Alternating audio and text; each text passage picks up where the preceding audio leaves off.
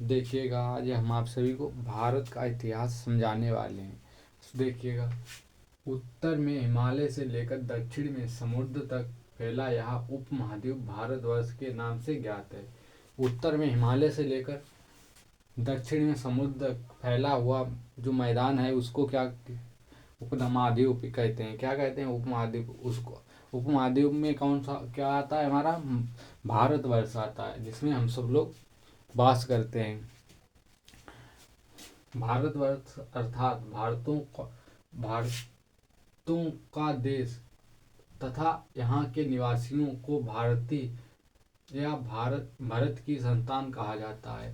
भारतवर्ष या भारतों का देश तथा यहाँ के निवासियों को भारतवासी कहा जाता है। यानी भारत के जो रहने वाले हैं उनको क्या कहते हैं? भारतवासी कहते हैं। भारत की संतान इसलिए कहते हैं क्योंकि हमारा कहा जाता है हमारे देश का नाम एक बच्चे के नाम पर पड़ा हुआ है उसका, और उस बच्चे का नाम भरत था, इसीलिए हम क्या कहते हैं? भारत की संतान कहते हैं। प्राचीन भारतीय अपने देश को जम्बू द्वीप अथवा जामुन वृक्ष का द्वीप कहते थे। प्राचीन भारतीय अपने देश को क्या कहते थे? जम्बू द्वीप कहते थे। क्या कहते थे? जम्बू द्वीप, यानी जामुन वृक्षों का द्वीप कहते थे। किसका द्वीप कहते थे? जामुन वृक्षों का द्वीप कहते थे। मध्यकाल में इस देश को हिंदुस्तान कहने लगे और यह शब्द फ्रांसीसी शब्द हिंदू से बना है।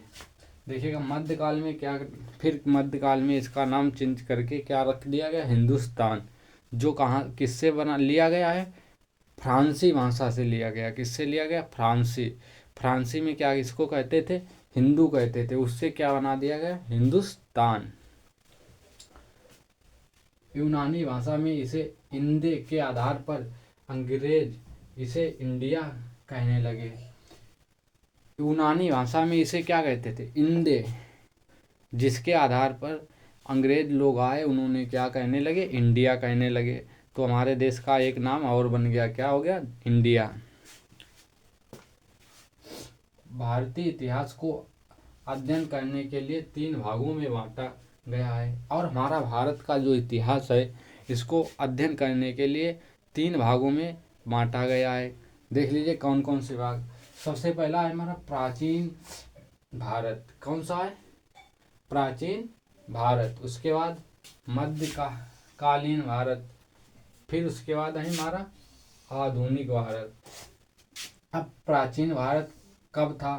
प्राचीन भारत सिंधु घाटी सभ्यता के पहले का जो हमारी खोजें हुई या जो भी मिला उनको क्या कहते हैं?